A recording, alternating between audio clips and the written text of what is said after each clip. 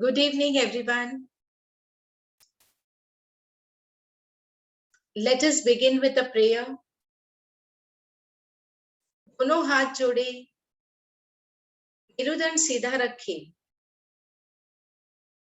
अपने अंगूठों को अपनी हृदय केंद्र पर लगाएं।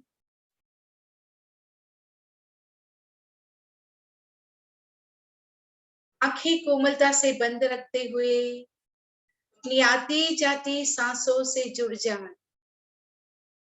सांस भरे, सांस छोड़े। Breathe in and breathe out. Breathe in and breathe out. Be completely aware of your breath.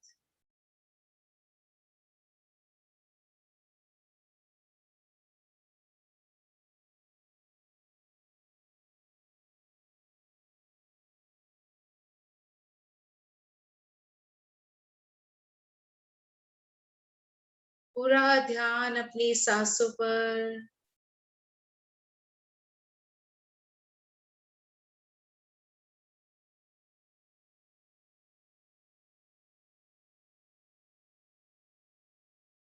जैसे ही आप थोड़ी देर अपनी सांसों पर ध्यान लेते हैं, आपका मन शांत होने लगता है। आप भीतर उतरने लगते हैं। अंतर मन की गहराइयों को छूने लगते हैं और अंतर मन से जो प्रार्थना की जाती है, वही परमात्मा तक, ब्रह्मांड के हायर कॉन्शियसनेस तक पहुंच सकती है। तो शांत मन से, पूरे भाव से, जानते हुए कि आप नवकार मंत्र का उच्चारण कर रहे हैं, तो क्यों कर रहे हैं? आप पंच परमेष्ठी परमात्माओं को नमस्कार कर रहे हैं, तो क्यों कर रहे हैं? इस समझ के साथ पूर्ण भाव से नवकार का उच्चारण करें। नमो अरिहंताणम, नमो सिद्धाणम, नमो आयरियाणम, नमो वज्रायाणम, नमो लोए सवसाहूणम, एसो पंचनमुखारो सवपावपणासनो, मंगलाणं च सवेसिं परमं हवै मंगलम्। नमो अरिहंताणं, नमो सिद्धाणं, नमो आयरियाणं, नमो वज्राणं, नमो लोए सवसाहूणम, एसो पंचनमुखारो सवपावपणासनो, मंगलाणं च सवेसिं परमं हवै मंगलम्। नमो अरिहंताणं, नमो सिद्धाणं, नमो आयरियाणं, नमो वज्राणं, नमो लोए सवसाहूणम, एसो पंचनमुखारो सवपावपणासनो, मंगलाणं च सवेसिं परमं हवै मंगलम्। अरिहंत, सिद्ध, आचार्य, उपाध्याय, साधु, इन 5 परमेष्ठी परमात्मा की एनर्जी का आह्वान करें। सांस भरे और सांस छोड़े और अपने भीतर इन पंच परमेष्ठी परमात्मा की एनर्जी को, ऊर्जाओं को भीतर ले। महसूस करें कि आपकी ऊर्जाएं ब्रह्मांड की सर्वोत्तम ऊर्जाओं के साथ मिल चुकी हैं। संकल्प करें, शरीर की तंदुरुस्ती, मन की शांति और आत्मा की उन्नति के लिए आप ये प्रयोग कर रहे हैं। इस संकल्प के साथ दोनों हथेलियों को आपस में रगड़े, एनर्जी को चेहरे पर ले और धीरे धीरे आज के सेशन में जुड़ने के लिए तैयार हो जाएं।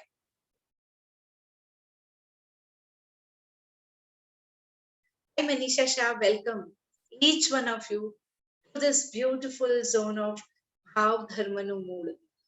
भाव धर्मनु मूल इस सेशन के लिए आप सबका स्वागत है। आज हमारा डे 5 है,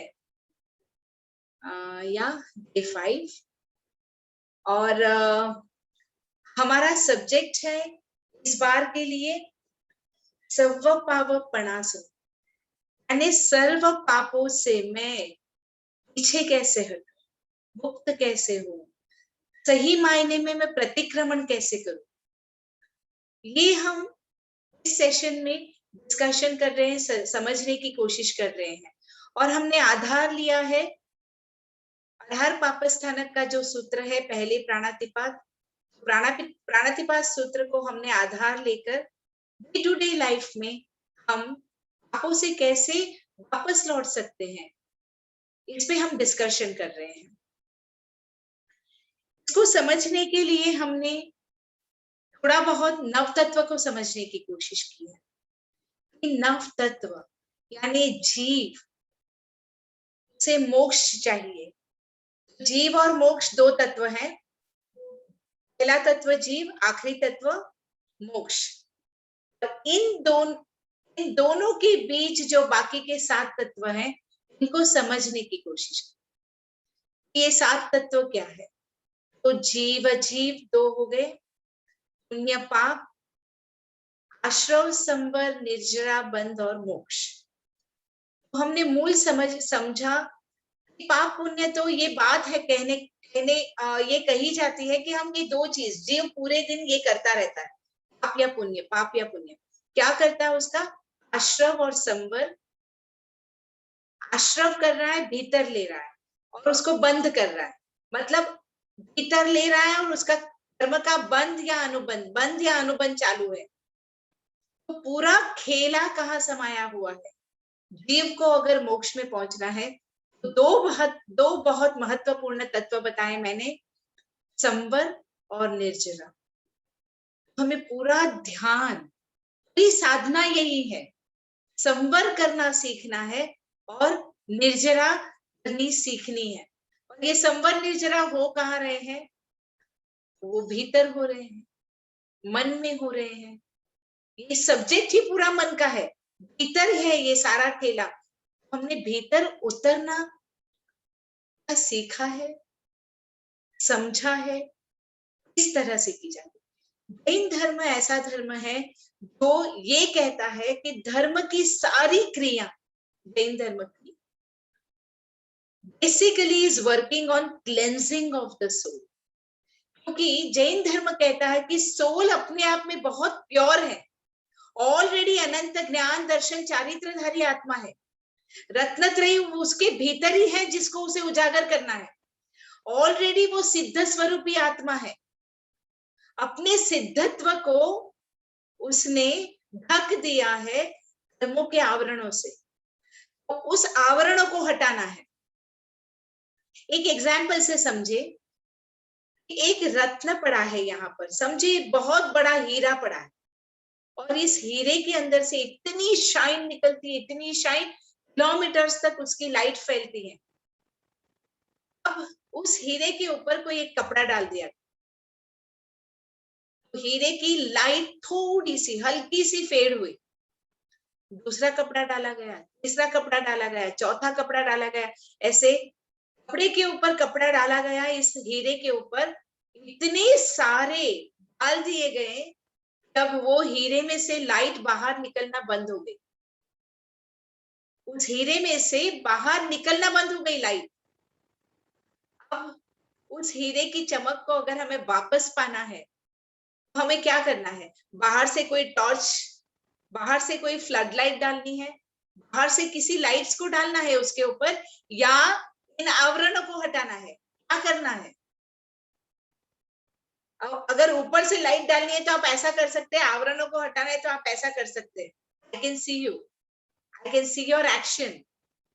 आवरण हटाने हैं, राइट? तो आवरण हटाएंगे तो हीरा तो अपने आप चमकदार है, राइट?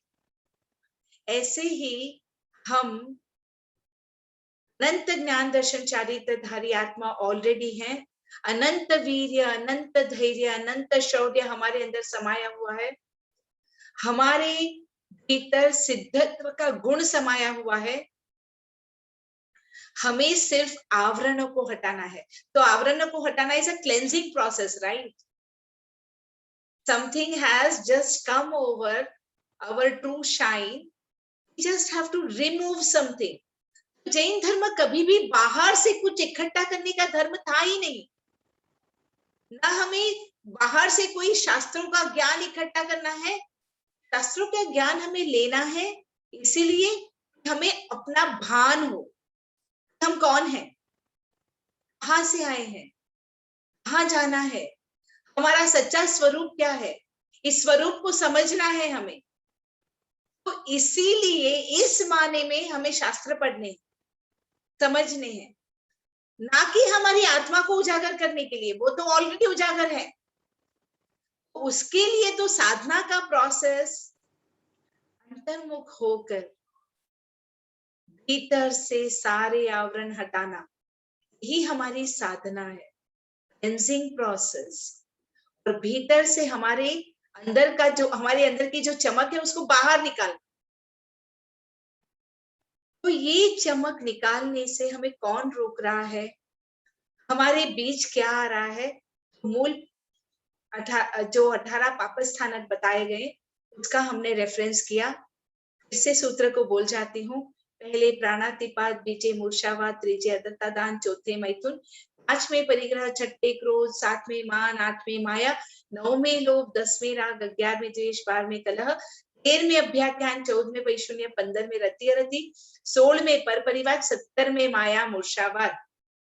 આ 18 પાપસ્થાનકમાં જે કોઈ પાપ સેવ્યું હોય, સેવરાવ્યું હોય, સેવતા પ્રત્યે અનુમોદ્યું હોય, તે સવી હું મન, વચન, કાયા કરી મિચ્છામિ દુક્કડમ. That is how the sutra concludes. ये 18 पापस्थानक अगर मैंने किए हैं, तो आज एक और बात की रेफरेंस आएगी। सिर्फ किया है तो हमने वो पाप इकट्ठा किया है, कर्म इकट्ठा किया है, या करवाया? हमने नहीं किया, किसी से करवाया। और कोई कर रहा है तो उसको हमने सराहा, अनुमोदना की। ये तीनों प्रकार से क्या कहा जा रहा है सूत्र में, किया, करवाया और अनुमोदा, तीनों का पाप लगता है, तीनों कर्म बंध के कारण बनते हैं। सिर्फ आपने किया उससे नहीं, आपने अगर किसी से करवाया, अच्छे कर्म किए, करवाया, अनुमोदे, सब हमारे पुण्य का कारण बनते हैं। और हमने बुरे कर्म किए, करवाए और अनुमोदे, सब हमारे पाप का कारण बनते हैं। और उनको हम किस किस प्रकार से करते हैं? मन योग, वचन योग, काय योग, 3 प्रकार के योग बताए गए। 3 प्रकार से योग होता है कर्म के साथ हमारा, मन से, वचन से और काया से। काया से एक्शंस, वचन से वर्ड्स और मन से विचार और भावनाएं। हमारे मन की भावनाएं, गुस्सा, मोह, राग, द्वेष, सारी भावनाएं हैं, नेगेटिव भावनाएं। इससे हम कर्म का बंधन करते हैं। तो ये सूत्र इस प्रकार से कहता है। अब हम जो हमने पिछले 4 दिनों में बात की है, 4 पापस्थानक हमने अभी तक टच नहीं किए हैं। 12वें कलह, 13वें अभ्याख्यान, 14वें पैशून्य, 15वें रति रति। आज इन 4 की बात करते हैं। ये 4 एक ऐसा ब्लॉक है, ये चारों की चारों हम ऐसे ही अकेले बैठे बैठे अंदर अकेले बैठे नहीं करते हैं। हम अभिमान करते हैं, हम लोभ करते हैं, हम किसी चीज का राग करते हैं, तो मन ही मन वो गांठे करते हैं। लेकिन ये 4 हमारे सारे रिलेशनशिप्स के साथ बहुत करीब से कनेक्ट होते हैं। कलह, 12 में कलह, कलह मतलब झगड़े करना, आर्ग्यूमेंट्स करना, फाइट्स करना। और रिश्तों में बात बात पर झगड़े होते हैं। ये झगड़े क्यों होते हैं? यहाँ महावीर का एकांतवाद काम लगता है। महावीर कहते हैं जब आप एकांतवाद में आ जाते हैं, यानी I am right, I am right कहे तब तक कोई प्रॉब्लम नहीं है, but only I am right, that is the problem. If you say I am right, there is no issue, you are right, somebody else also can be right from their perception, but हम गढ़ स्वभाव में आकर कहते हैं only I am right, तो वो कलह का कारण बनता है। तो हम अपने भीतर से, अपने अहंकार से ऑपरेट होकर, एकांतवाद से ऑपरेट होकर, हमारी रिजिडिटी से ऑपरेट होकर जब हम संबंधों में ऑपरेट करते हैं तो वो कलह का कारण बनता है, झगड़े का कारण बनता है, डिफरेंस ऑफ ओपिनियन का कारण बनता है। और फिर ये झगड़े तो कहां तक, किस किस तरह से, कैसे पहुंचते हैं, उसका तो हमारे पास, मतलब हम सब संसार में ही है, गृहस्थ है, तो एक्सपीरियंस बहुत आते होंगे आपको। तो जब भी आप किसी कलह में इन्वॉल्व हो तो थोड़ा थम जाए, रुक जाए और सोचे, रिफ्लेक्ट करे कि क्या मैं कहीं जड़ बन गया हूं? Have I become rigid somewhere? Have I stopped being flexible? Have I not considered the other's point of view? From where am I operating? Am I operating from my ego? See, such an introspective thing it can be, right? You can actually become so introspective. और जहां जहां अतिक्रमण हुआ वहां से प्रतिक्रमण कर ले, कलह फुल स्टॉप, कलह होगा ही नहीं। धार्मिक कलह इनमें अभ्याख्यान, यानी किसी के ऊपर झूठा इल्जाम लगाना। जब भी कलह होता है, झगड़े होते हैं, डिफरेंस ऑफ ओपिनियन होते हैं, तो ज्यादातर लोग माया मूर्छावाद से ऑपरेट करते हैं, deceitful lies, hypocrisy, and somewhere we operate from there to try to prove ourselves right, our point of view right. We operate from maya murshavad, and so very easily we blame others, don't we? We blame others, and because we want to prove the intensity of the blame, we blame them more than they should be blamed for. उन्होंने हकीकत में जितनी गलती की होगी उससे हम ज्यादा ब्लेम करते हैं। Blame game and judgment, they are the four reasons for difference of opinion in the relationships. तो बार में कलह, तेर में अभ्याख्यान। अभ्याख्यान का मतलब है हम किसी के ऊपर ब्लेम करते हैं, जजमेंट्स करते हैं, उस ब्लेम गेम से ऑपरेट करते हैं। बार में कलह, तेर में अभ्याख्यान, चौथ में पैशून्य।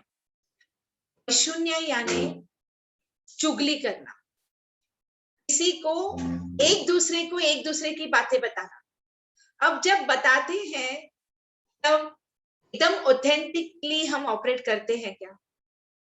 जब एक को किसी दूसरे की बात बताते हैं, don't we colour it and don't we try to colour the other person's thoughts? करते हैं, नहीं करते हैं? निंदा करना, चुगली करना, these things we operate from one emotion, key emotion that human beings are always victimized of, this feeling of jealousy. And this feeling of jealousy comes because of complexes, the superiority complex or inferiority complex. See, एक पापस्थानक ने इतने सारे emotions को cover कर लिया है, और ये इमोशंस हम day in and out feel करते हैं।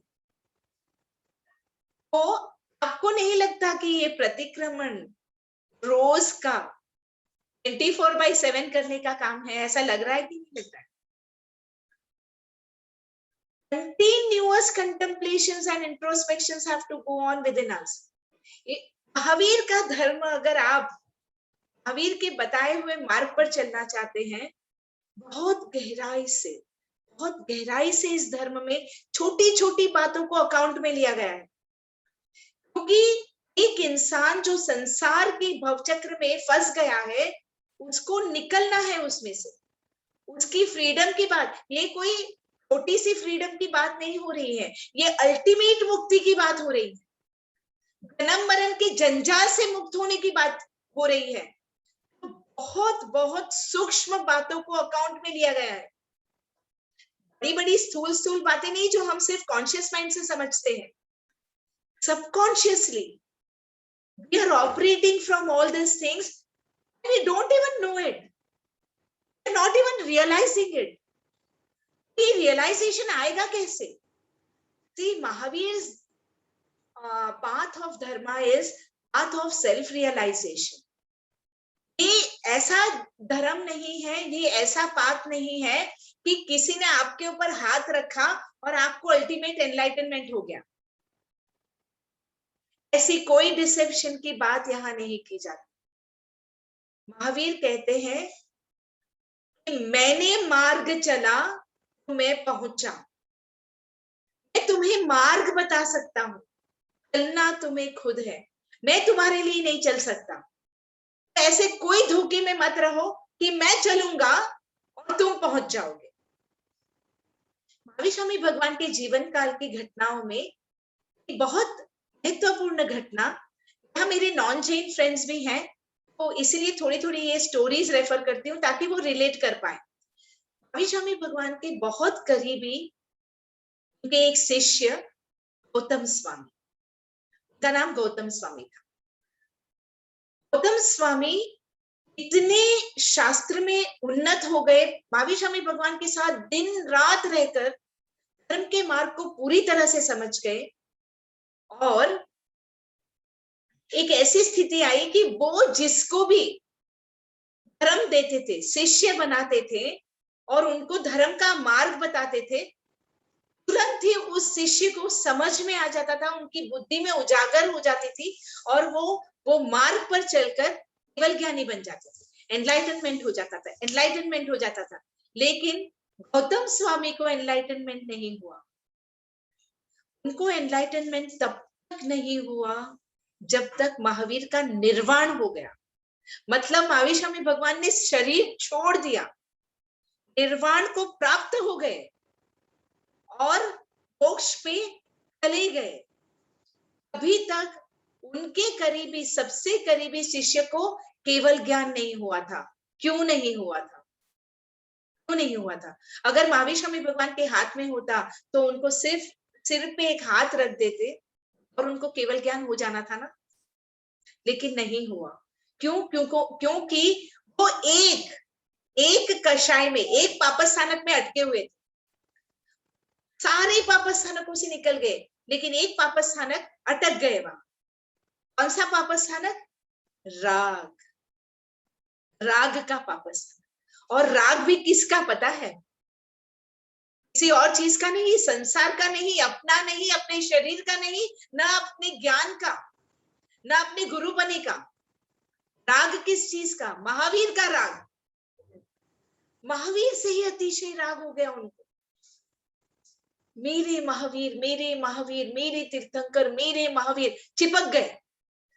बार बार महावीर स्वामी भगवान समझाते थे, मुझे छोड़, अपनी आत्मा को पकड़, मुझे छोड़, अपनी आत्मा को पकड़। नहीं समझ में आ रहा, राग नहीं छूट रहा था। इतने बड़े ज्ञानी को तीर्थंकर के पास रहते हुए राग नहीं छूट रहा था, सोचे आप। और छूटा कब पता है?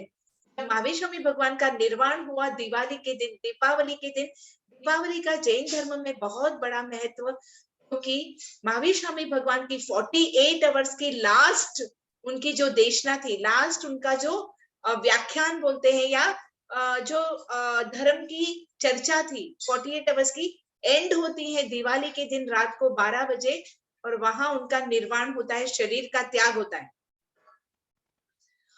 और शरीर का त्याग होने के बाद 12 बजे रात को उनको त्याग हुआ और सुबह 4 बजे रोना शुरू किया गौतम स्वामी ने। जब उनको पता चला, उनको भेज दिया गया था किसी को धर्म कमाने के लिए।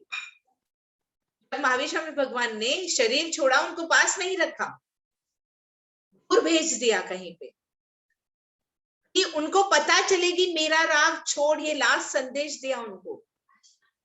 और महावीर और गौतम स्वामी भगवान को जहां पता चला कि अरे महावीर स्वामी भगवान ने शरीर छोड़ा, विलाप करते हैं, छोटे बच्चों की तरह रोते हैं, मेरे महावीर चले गए, मेरे वीर चले गए, मेरे वीर चले गए, मेरे वीर चले गए, सुबह 4 बजे तक।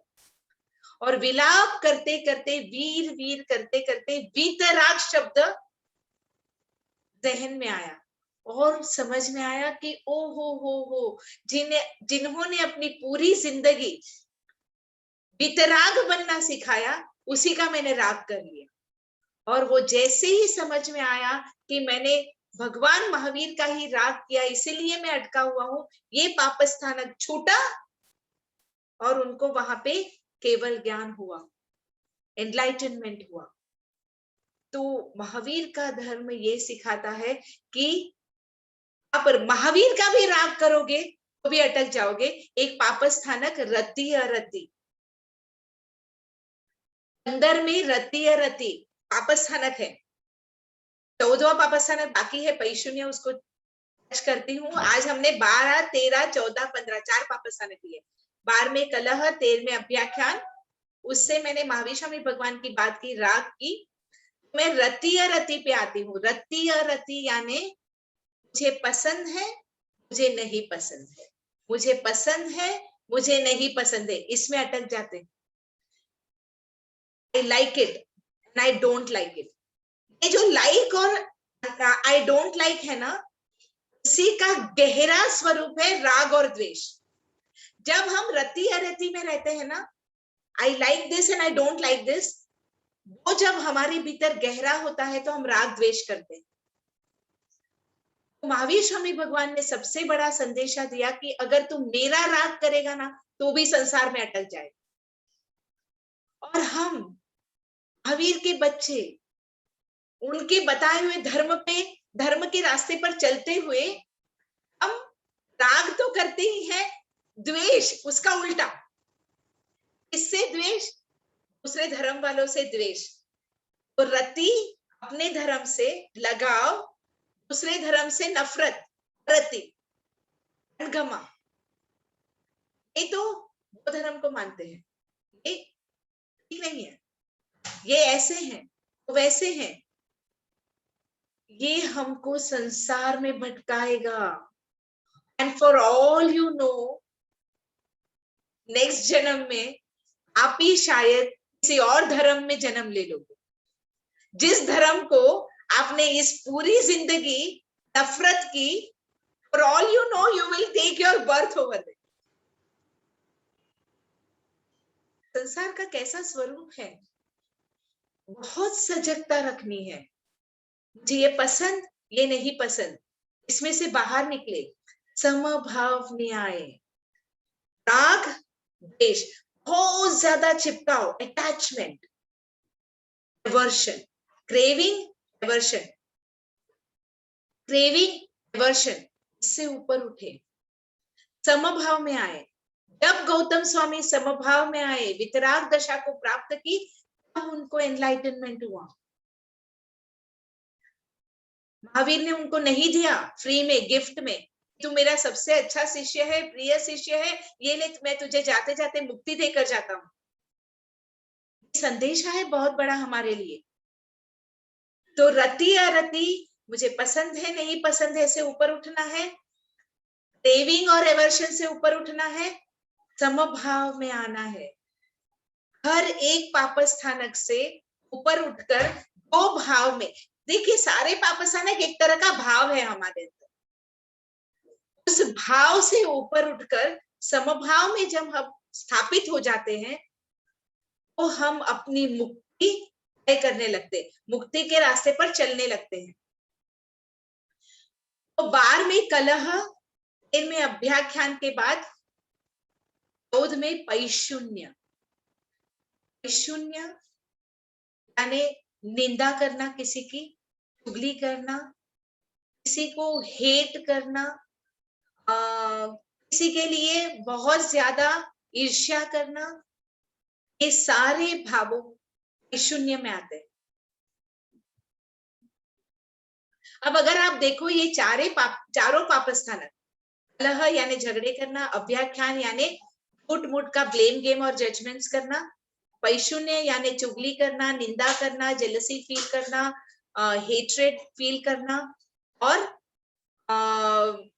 रति अरति, पसंद है नापसंद है, ये सारी चीजें हमारे रिश्तों में उलझन लाती, सारे रिश्तों में उलझन लाती है। और ये एक बहुत बड़ा कर्मबंध का कारण कैसे बनती है, हमसे आर्त ध्यान और रौद्र ध्यान कराती। आर्त ध्यान, रौद्र ध्यान, ये नए शब्द आज इस्तेमाल कर रही हूं। हमें धर्म ध्यान शुक्ल ध्यान में स्थापित होना है और हम उलझे रहते हैं आर्त ध्यान रौद्र ध्यान में। आर्त ध्यान रौद्र ध्यान 18 पाप स्थानक हमारे से आर्त ध्यान रौद्र ध्यान कराते हैं। यानी हम पूरे दिन संकल्प विकल्प चलता रहता है अंदर, ऐसा करूं, ऐसा करूं, ये करूं, वो करूं। किसी के ऊपर क्रोध है, उस क्रोध को एक्सप्रेस करने के लिए हम अंदर ही अंदर कितना डायलॉग करते हैं कि जब वो आए ऐसे सुनाऊंगा, वैसे सुनाऊंगा, ये करूंगा, वो करूंगा। ये आर्त ध्यान है। आपने अपने आत्मा स्वरूप के अलावा जहां जहां आपने बहुत सारे भाव क्रिएट किए, वो आर्त ध्यान है। नेगेटिव ऑल इमोशंस आर आर्त ध्यान। और वो आर्त ध्यान में जब आप हेट्रेड, जेलसी, एंगर, फ्रस्ट्रेशन, तब तक ठीक है, उससे बहुत डीप चले जाते हो ना कि उसको मार डालो ऐसी भाव आ जाए, इसका खून कर डालो ऐसी भाव आ जाए, राक्षसी भाव आ जाए अंदर, तो वो उसको रौद्र ध्यान कहते हैं। और ये हमारे लिए तिर्यंच और नरक गति के द्वार खोलते हैं। या तो हम जानवर के जन्म में पहुंच जाते हैं या हम आरकी में भटकते हैं। अब ये हर शास्त्र की मान्यताएं अलग हैं, लेकिन जैन शास्त्र मानता है कि 4 गति हैं, नरक, स्वर्ग, तिर्यंच और मनुष्य।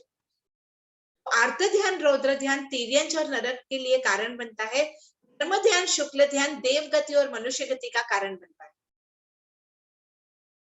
तो धर्म ध्यान अगर हमको देव की गति दिलाता है तो भी हम संसार चक्र में फिर से फिरते रहेंगे। तो उत्तम है मनुष्य जन्म की कामना करना, ऐसे कर्म करना कि हमको बार बार मनुष्य का जन्म मिले, क्योंकि मनुष्य जन्म में ही पॉसिबल है धर्म आराधना, मुक्ति के रास्ते पर चलना, समता में स्थिर होना, सारे कर्मों की निर्जरा करना। संवर और निर्जरा ये 2 चीजें सिर्फ मनुष्य जन्म में पॉसिबल है, बाकी किसी जन्म में पॉसिबल नहीं। तो इसीलिए संवर निर्जरा के लिए हमें बार बार अपने कर्मों को बैलेंस करते हुए मनुष्य जन्म की कामना करनी चाहिए, ताकि हमारी साधना का रास्ता आगे आगे चलते हुए हम मुक्ति पर पहुंच जाएं। तो इस प्रकार से हमें इन 18 पाप स्थानकों को समझना है कि हमें, हाँ शिल्पा जी, देयर इज नो धर्म इन देवलोक। देखिए धर्म हर जगह है, धर्म एक्चुअली क्या है? धर्म शब्द को अगर हम समझे ना तो वो नेचर की नियम है, इट इज एक प्रकार की कानून है, तो हर एक पे एक से लागू होते हैं। तो देवलोक के भी कुछ कानून है, आरकी के भी कुछ कानून है, तिर्यंच के कानून है, मनुष्य जन्म के कानून है, यूनिवर्सल लॉज है। तो कानून हर जगह है, लेकिन अब जो धर्म बोल रहे हो ना शिल्पा जी, उसी को मैंने कहा कि संवर और निर्जरा वहां पॉसिबल नहीं है, यानी कर्मों का नाश करना, खत्म करना वहां पॉसिबल नहीं है।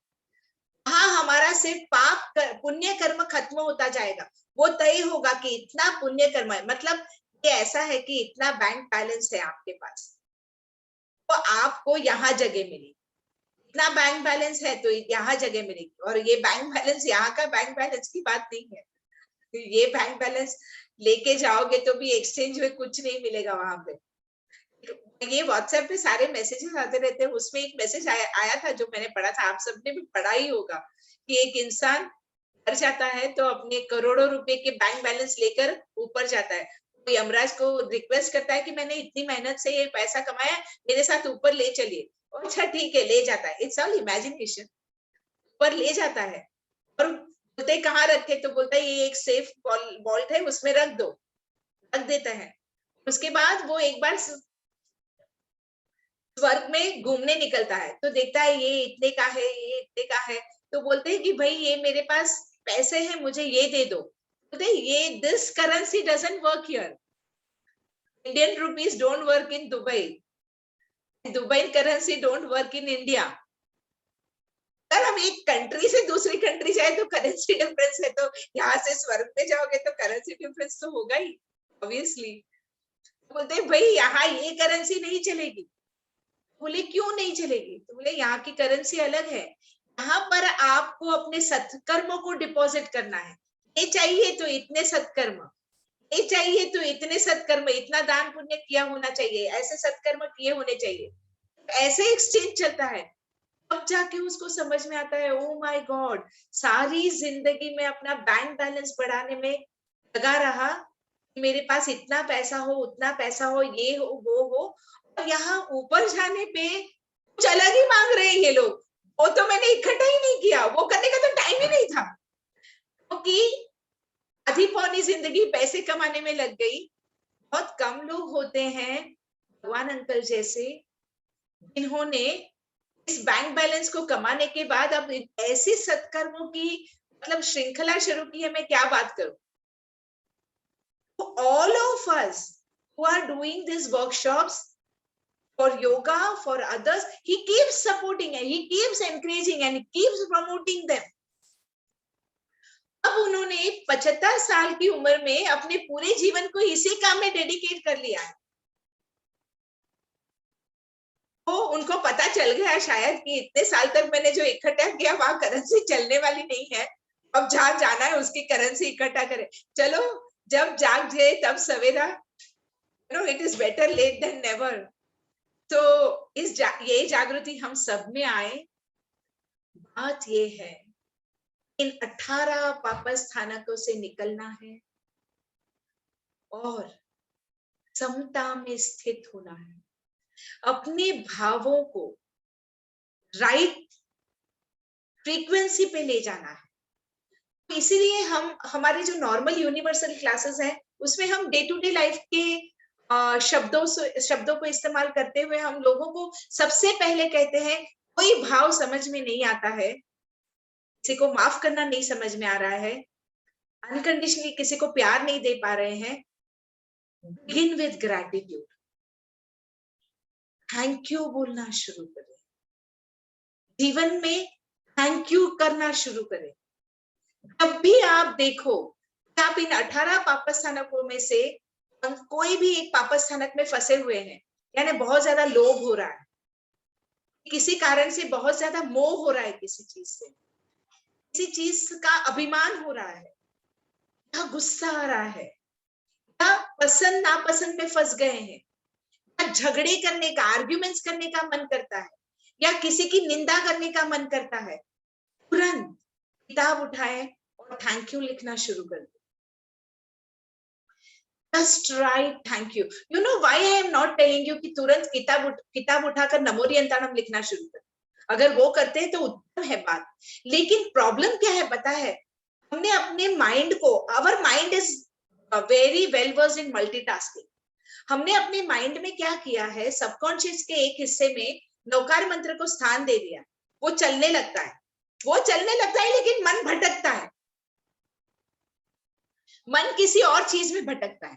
नौकार मंत्र लिखना शुरू करे, एक लिखते वक्त ध्यान देते, दूसरा ऑटोमेटिक राइटिंग होता है, तीसरा ऑटोमेटिक राइटिंग हो रहा है, आपका मन फिर उसी द्वेष भाव में, क्रोध में, माया में, जिसमें फंसा था ना उसी में फंस जाता है फिर से, और आप लिखते जा रहे हो नौकार मंत्र। इसीलिए मैं कह रही हूँ ग्रैटिट्यूड लिखे। क्यों? क्योंकि हर एक थैंक यू में आपको सोचना पड़ेगा ना, to be involve. You can't be कि एक हिस्सा कुछ कर रहा है और दूसरे हिस्से से आप थैंक यू लिखेंगे, ऐसा नहीं होगा, आपको सोचना पड़ेगा। तो आप कंप्लीटली कॉन्शियस और सबकॉन्शियस की यूनिफिकेशन से बाहर स्थित हो जाओगे और थैंक यू लिखना शुरू करोगे। एक बहुत हायर फ्रीक्वेंसी भाव का भाव है ये भाव करने से उपकार का भाव, चाहे किसी के प्रति थैंक यू का भाव, ये हमारे भीतर विनम्रता लाता है। और महावीर स्वामी भगवान कहते हैं ज्ञान प्राप्त करने के लिए सबसे बड़ा गुण तो हमें चाहिए वो है विनय, नम्रता, विनम्र भाव। ये सबसे बड़ा गुण चाहिए। विदाउट विनय ज्ञान आपके जीवन में प्रवेश ही नहीं कर सकता। ज्ञान प्रवेश कर भी गया तो भी रावण की तरह खो जाओगे, बी लॉस्ट, अभिमान में खो जाओगे। तो विनय, विद्या विनयन शोभते, सुना ही होगा आपने। विनय का गुण हम सब में होना ही चाहिए।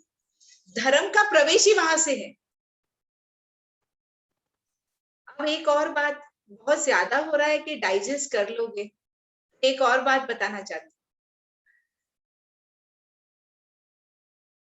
धर्म की रास्ते पर चलते हुए एक और विधान बताया गया जैन धर्म में, तप का विधान।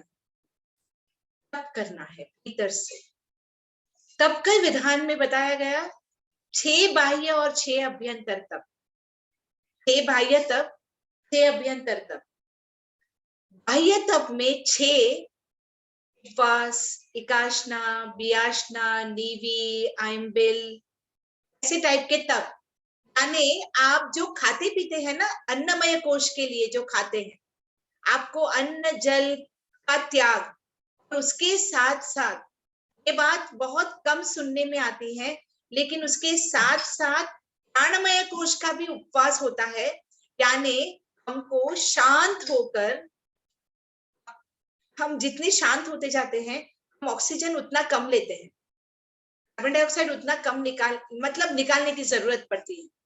तो वो भी उसका उपवास, उसका उस तरह के उपवास का विधान है जैन धर्म। इसको बाह्य तप कहा गया। बाह्य तप, आहार का तप। फिर 6 अभ्यंतर तप कहे गए, आंतरिक तप, अंतर्मुख होकर भीतर करने के तप 6 अलग प्रकार के और बताए गए। और ये 6 अभ्यंतर तप में सबसे पहला तप विनय, सबसे पहला तप कहा गया विनय। क्यों? क्योंकि विनय के लिए ये तप क्यों कहा गया? बहुत कोशिश करनी पड़ती है हर इंसान को विनय के गुण को खिलाने के लिए। क्यों? क्योंकि उसको सबसे पहले अपने अहंकार को मारना पड़ता है, तो ही विनय गुण आता है ना। ऐसे झुक जाना, शो करना, thank you, I am blessed, thank you, सब this is all show. Actually to feel that humbleness takes a lot of तप, जिसे तप कहते हैं। क्योंकि आंतरिक क्लैश चलती है ना, हमारा अहंकार हमें विनय फील नहीं करने देता। और महावीर स्वामी भगवान ये कह रहे हैं कि अंदर जाने का सबसे पहली शर्त ही ये है कि आप विनय को फील करें, विनम्रता को फील करें, झुकना सीखे। ये अभ्यंतर तप पहले नंबर में करने क्यों है भाई? इतने डिफिकल्ट है तो हमको करना ही नहीं है, लेकिन उसके बिना मोक्ष ही नहीं है, उसके बिना मुक्ति नहीं है। बाह्य तप से मुक्ति नहीं है, अभ्यंतर तप ही मुक्ति की तरफ ले जाता है। तो अभ्यंतर तप यानी भीतर। Now you have to really work on yourself, transform yourself, because you have to cultivate these virtues inside. He speaks about virtues, and these virtues come not by, you can't adopt virtues, you have to cultivate them, and it asks for rigorous practice, day in and out, continuous practice, continuous awareness of what is going on in your mind, continuous contemplation and introspection. That is when such virtues can be cultivated. विनय का गुण पहला अभ्यंतर, दूसरा विवेक। यानी सोचने समझने की शक्ति। अच्छा, इसको तप क्यों कहा गया? क्योंकि ज्यादातर वक्त क्या होता है, हम अपने स्वार्थ में आकर अपनी सोचने समझने की शक्ति खो देते हैं कि नहीं? जब किसी से कोई आर्ग्यूमेंट होता है, क्या हम अपने विवेक बुद्धि का इस्तेमाल करते हैं और एकांतवाद को लेकर समझते हैं क्या कि he can also be right, his viewpoint can also be right? हमें ये विवेक आया है कि यहाँ ये बोलना है, यहाँ ये नहीं बोलना है। हमने कुछ ज्ञान इकट्ठा कर लिया, हर जगह ब्ला ब्ला ब्ला ब्ला ब्ला ब्ला बोलते रहेंगे, तो हम विवेकशील नहीं है। तो विवेक के गुण को हमें डेवलप करना है अपने भीतर।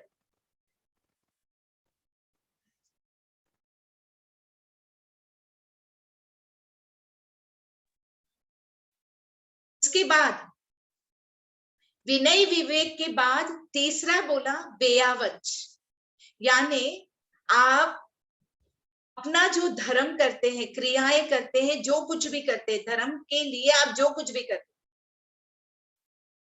लेकिन तीसरा अभ्यंतर तब पहले आपको, आपके घर में अगर कोई बीमार है तो आपको पहले उसका वेयावच करना है, उसका ध्यान रखना है।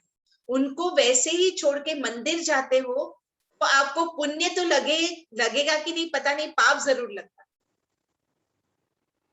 आप समझ रहे हैं?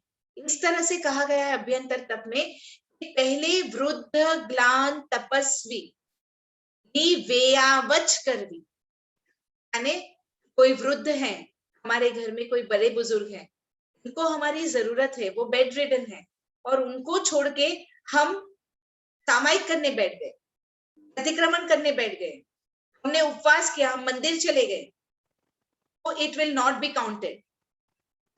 वृद्ध ग्लान तपस्वी यानी कोई बड़े बुजुर्ग हैं, कोई बीमार है, और कोई ऐसे तपस्वी हैं तो उनकी सेवा को बहुत महत्व दिया गया, अभ्यंतर तप में गिना गया, इसको ये तप कहा गया, क्योंकि इस तप से आपके बहुत सारे कर्मों की निर्जरा होती। जब आप किसी की सेवा करते हैं तो आपके बहुत ज्यादा कर्मों की निर्जरा होती। तो वृद्ध की सेवा में दो शब्द जोड़े गए, सेवा करना, शुश्रूषा करना, दोनों वृद्ध की सेवा में बताया गया। एक तो अगर उनको फिजिकली कोई सेवा की जरूरत है तो वो करनी चाहिए, उनको कोई हेल्प चाहिए तो वो करनी चाहिए, उसके साथ साथ शुश्रूषा, उनके साथ बैठकर टाइम स्पेंड करना चाहिए, उनकी बातों को सुनना चाहिए। अब सबको ही एक्सपीरियंस होगा, आपके घर में बड़े बुजुर्ग है तो एक की एक बात वो रिपीट करते रहते हैं, एक के एक किस्से आपको सुनाते रहते हैं। ये बार बार सुनना अपने आप में तप हुआ कि नहीं? बार बार सुनना और मन को शांत रख के सुनना, तप चाहिए, उसमें वीर्य चाहिए, इट्स नॉट इजी, और इसीलिए उसको अभ्यंतर तप में रखा गया। तो विनय विवेक वेयावच के बाद स्वाध्याय, ध्यान और कायोत्सर्ग, तो अब इस वर्कशॉप के इन सेशंस के एंड में हम रोज कर रहे हैं स्वाध्याय, स्व का अध्ययन। अब इसका अगेन जघन्य, मध्यम, उत्तम अर्थ होते हैं हर चीज के। जघन्य में स्वाध्याय यानी हमने कुछ किताब पढ़ ली, इतनी गाथाएं पढ़ ली। मध्यम यानी उन गाथाओं को पढ़ा और याद रखा, और उत्तम यानी इन सारी चीजों से ऊपर उठकर अपने भीतर अपना स्वयं का अध्ययन किया।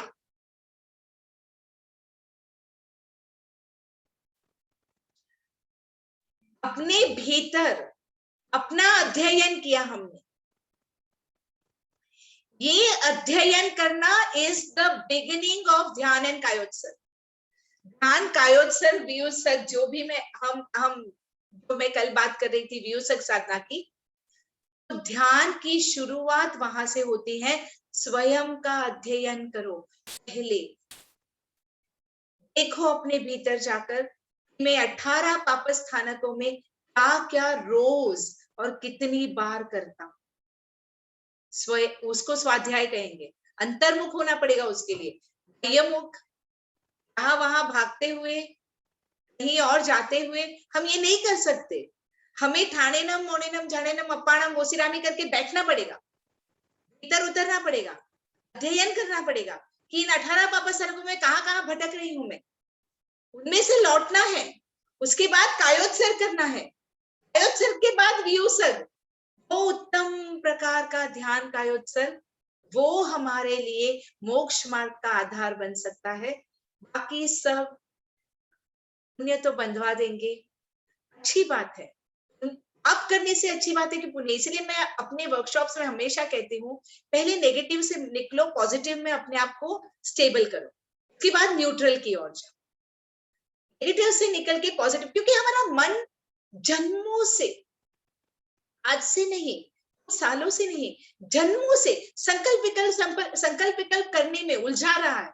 जन्मों से उसको इतना सोचने की आदत है, इतना कुछ अर्थ ध्यान रौद्र करने की आदत है, उसको अचानक से आप कहोगे तुम न्यूट्रल होके बैठ जाओ। हाँ, हो सकता है। मैंने कहा आप अगर व्यूसक जैसी कोई साधना करें और उसका जो माहौल क्रिएट करना है, मैंने कहा विपश्यना सेंटर में मैंने अनुभव किया। हाँ, आप ऐसी किसी जगह पे जाकर गहन साधना में उतर जाएं, तो आप सीधे न्यूट्रलिटी की तरफ जा सकते, लेकिन otherwise day to day life में इस तरह से जीते हुए बहुत मुश्किल है। At least pull yourself out, establish yourself in something positive and then move towards neutrality. तो आज हमने 18 पापस्थानक का विवेचन पूर्ण किया है। अब हम पर्युषण महापर्व का सबसे बड़ा जो कार्य है, ये महापर्व शायद दुनिया में अजीबोगरीब एक ही महापर्व एक इसी धर्म में आता है। ये महापर्व एक्चुअली माफी का धर्म है और पर्व है और कुछ भी नहीं। ये 8 दिन की सारी साधना इसलिए है कि हम संवत्सरी के दिन सचमुच दिल से हर एक से माफी मांग पाए और हर एक को माफी दे पाए। Right? So let us do one small meditation today on Shama, and tomorrow we will have an elaborated meditation on Shama Yachana. Right? So let us begin today's internalization, अंतर्मुख होकर साधना जो करनी है, उसके लिए तैयार हो जाएं।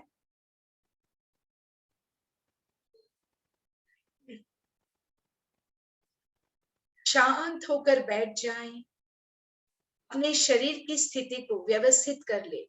आप एकदम जिस पोस्चर में रिलैक्स होकर बैठ सकते हैं, ऐसे पोस्चर में बैठे, आराम से, लेटे नहीं।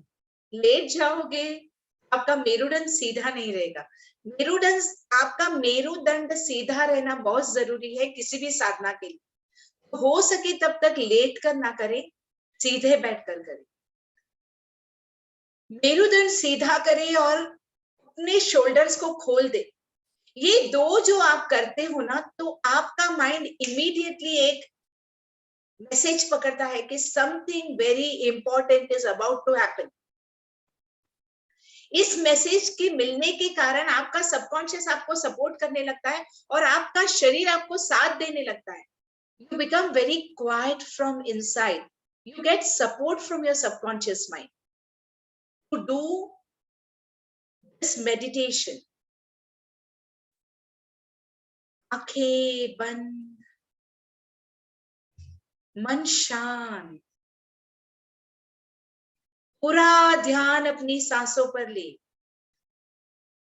सांस से हमारे बाहर की और अंदर की दुनिया के बीच का ब्रिज है। सांसों को देखते रहने से आप बहुत आसानी से स्वाध्याय कर सकते हैं, स्वयं का अध्ययन कर सकते हैं।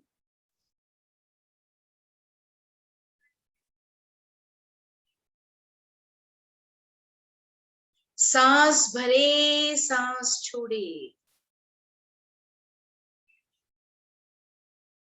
आंखें बंद, मन शांत। इस शांत मन में सारे शरीर को और मन को रिलैक्स करने के लिए पूरा ध्यान अपने पैरों के अंगूठों की ओर ले जाएं। दोनों पैर के अंगूठे, सारा ध्यान उस पर ले जाएं। अब आप कायोत्सर्ग करने जा रहे हैं। दोनों पैर के अंगूठे छोड़े, अंगुलियां छोड़े, तलवे छोड़े, टखने छोड़े।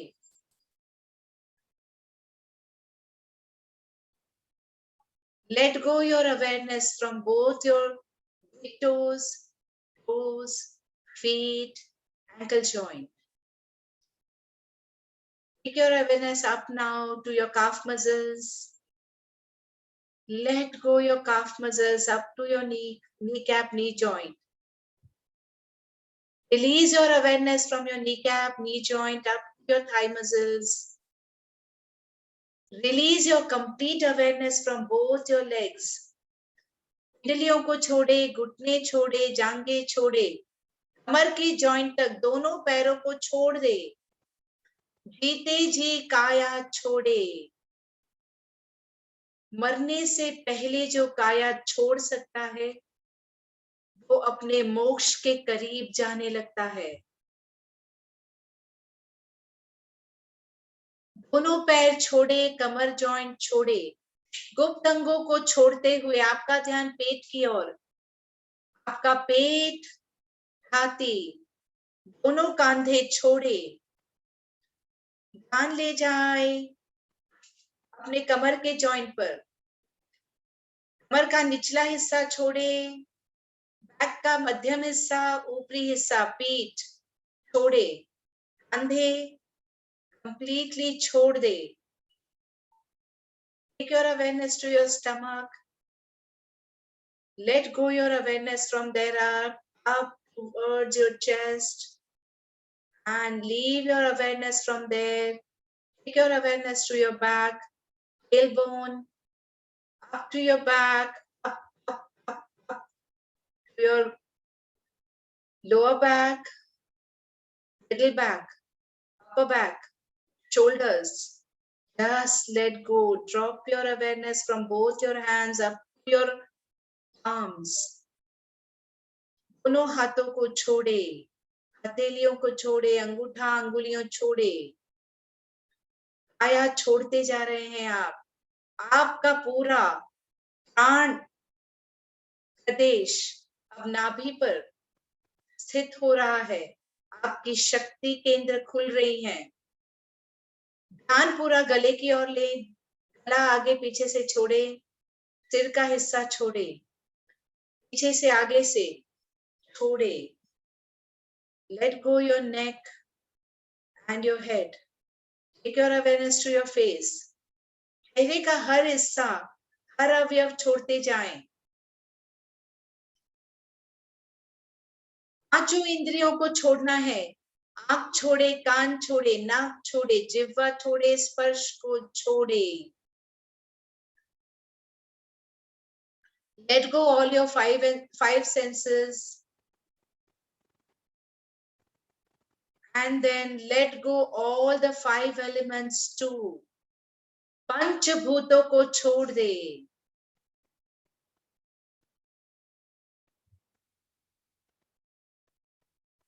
आप अपने मन के प्रदेश में प्रवेश कर रहे हैं। मन में उतरते ही यहाँ सारी ऊर्जाएं जो 18 पाप स्थानकों से उत्पन्न होती है हमारे भीतर, उसे आप महसूस कर सकते हैं। जब मैं 3 कहूं, अपने आप को एक शांत जगह पर शांति से बैठा हुआ पाएं। It can be a corner of your house or any temple, some upashray, somewhere where you are peacefully sitting alone, contemplating within yourself. 1, 2, 3. आप अपने आप के साथ शांति से बैठे हो। अपने जीवन पर एक नजर डालें। और पूछे अपने आप से, आप कौन सा विकार सबसे ज्यादा फील करते हैं?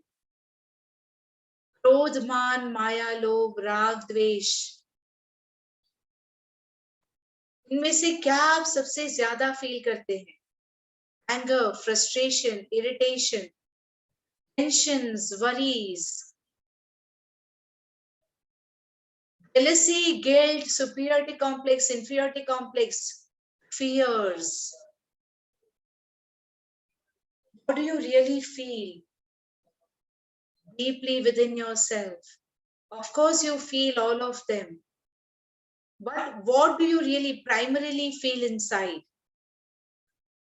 इसे देखकर कौन से इंसान, कौन सा रिश्ता ऐसा है जिसे देखकर आपको ये नेगेटिव फीलिंग्स बहुत ज्यादा आते हैं?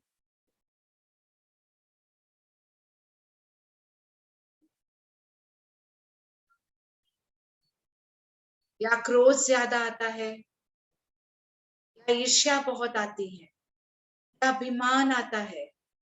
अभिमान में दोनों इंफीरियरिटी और सुपीरियरिटी कॉम्प्लेक्स आ जाते हैं।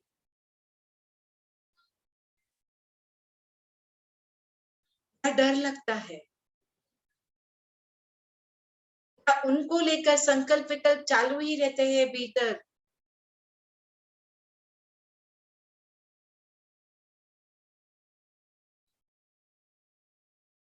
उस इंसान के सामने देखे, उनके हाथ पकड़ ले, उनकी आंखों में आंखें डाले और कहे, मैं अपने इन विकारों की पूर्ण जिम्मेदारी लेती हूँ। अब आपके ऊपर आड़ अभ्याख्यान देना बंद करती हूँ। I now choose to stop blaming you. I take complete responsibility of all these feelings that I have within me. Because with or without you, these feelings are going to be there. They are energies within me. I will find another matching outside. So it's not you that I just need to get rid of. I need to get rid of these feelings that I have been harboring for months together, years together, or maybe lifetimes together. I take complete responsibility of all these negative feelings. I now release, let go, and I choose divine love, light, and healing. मैं अपने आप को इन कर्मों से ऊपर उठकर इनकी निर्जरा करना चाहती हूँ। सकाम निर्जरा, जब आप अपने गुनाहों को एक्सेप्ट कर लेते हैं, जब आप पूर्ण जिम्मेदारी लेते हैं अपने भीतर की फीलिंग्स की, तो तुरंत एनर्जी डिसॉल्व होकर आपके भीतर से निकलने लगती हैं, सकाम निर्जरा होने लगती हैं भीतर ही भीतर।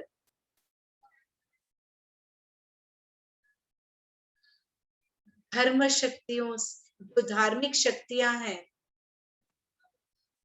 उनका शुक्राना करें कि ये शक्तियां आपको मदद कर रही हैं धर्म निर्जरा में।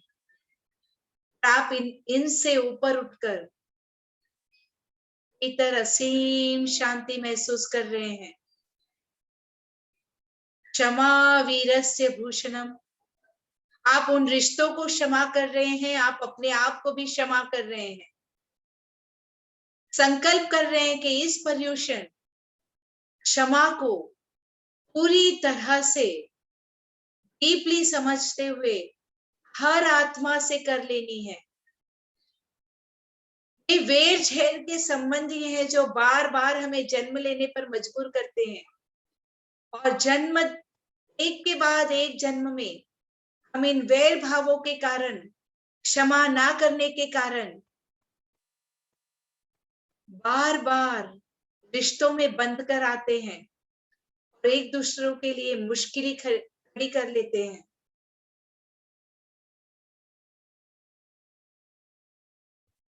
कामेमि सव जीवे सवे जीवा खमन्तु मे मित्मे सव भुवेषु वैरम् अज्जनकेनै।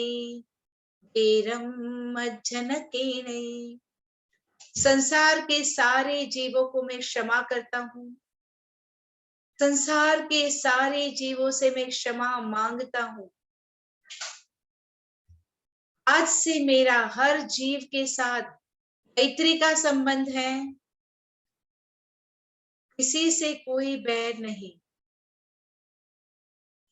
इस इंडेप्थ क्षमा के साथ 4 मंगल शरणे देते हुए, चत्तारी मंगलम परिहंता मंगलम सिद्धा मंगलम साहु मंगलम केवली पन्नतो धम्मो मंगलम मंगलम मंगलम परिहंता मंगलम मंगलम मंगलम परिहंता मंगलम। चत्तारि लोगोत्तमा परिहंता लोगोत्तमा सिद्धा लोगोत्तमा साहु लोगोत्तमा केवली पन्नतो धम्मो लोगोत्तमो मंगलम मंगलम परिहंता मंगलम मंगलम मंगलम परिहंता मंगलम। चत्तारि शरणं पवज्जामि परिहन्ते शरणं पवज्जामि सिद्धे शरणं पवज्जामि साहु शरणं पवज्जामि केवली पन्नतो धम्मो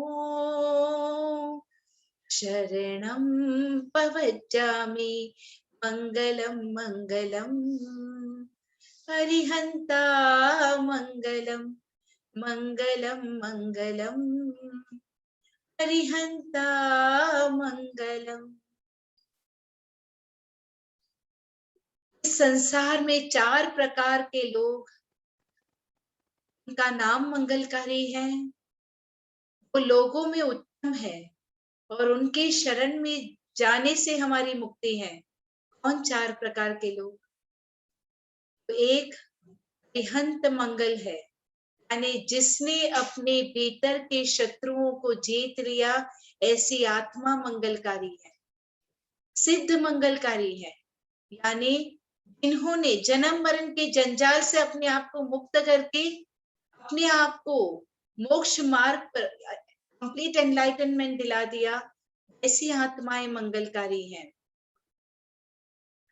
साहु मंगलम, यानी जिसने अपने भीतर जाकर अपने मन को साध लिया और मन के ऊपर जीत पा ली, ऐसे आत्माएं मंगलकारी हैं। और इस तीनों मंगलकारी आत्माओं की समझ देने वाला जो भी धर्म हो, वो धर्म मंगलकारी है। न कोई जात है, न कोई इज्म है, मंगलकारी है, सर्वव्यापी, यूनिवर्सल। इतना कहते हुए अपनी वाणी को विराम देती हूँ। तीर्थंकर परमात्मा की आज्ञा विरुद्ध अगर मैंने कुछ कह दिया है तो त्रिविधे त्रिविधे मिच्छामि दुक्कडम। आप सब भव्य आत्माओं की किसी भी प्रकार की सेंटिमेंट्स को अगर मैंने हर्ट किया है किसी भी प्रकार से, तो आप सबकी माफी मांगते हुए त्रिविधे त्रिविधे मिच्छामि दुक्कडम। दोनों हथेलियों को आपस में रगड़े, एनर्जी को आंखों और चेहरे पर ले, आंखों से पी जाए इन एनर्जीज को पहले, फिर चेहरे पर घुमाए। दोबारा ऐसा करते हुए गले पर, शोल्डर्स पर, हाथ पर, दोबारा ऐसा करते हुए पूरे शरीर से बह जाने दे और धीरे धीरे आंखें खोले। यहाँ मौजूद हर एक सोल का शुक्राना करे इतनी ब्यूटीफुल ग्रुप एनर्जी के लिए, इस सबके कंट्रीब्यूशन के लिए। Thank you, thank you, thank you. God bless each one of you. Thank you. I thank you for coming every day and giving me this opportunity. Thank you. कल मिलते हैं फिर 10 बजे, sorry 9 बजे, 9 a.m. 9 p.m. 9 p.m. to 10 p.m. again. Tomorrow will be the last session for this season. Thank you.